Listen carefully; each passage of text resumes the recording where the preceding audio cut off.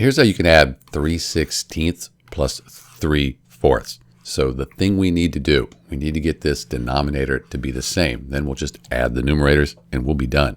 So why don't we multiply 4 times 4, because that would equal 16.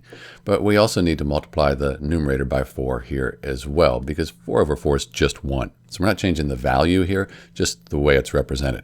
So we have 3/16 plus 3 times 4 is 12, and then 4 times 4 is 16. And 12/16, that's an equivalent fraction to 3/4, the same value.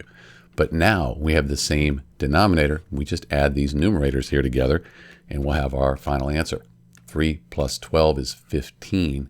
And then we keep the 16 the same. Keep that denominator the same. 3/16 plus 3/4 is 15/16. If you think about it, each block here is 1/16. So if you take 3 of them, 1, 2, 3, that's 3/16. And then the 12/16, since each block is 1/16, we'll do our 12. There's our 12/16. So our final fraction is 15/16. That's why the denominator, it stays the same. We just add the numerators. It's Dr. B. Thanks for watching.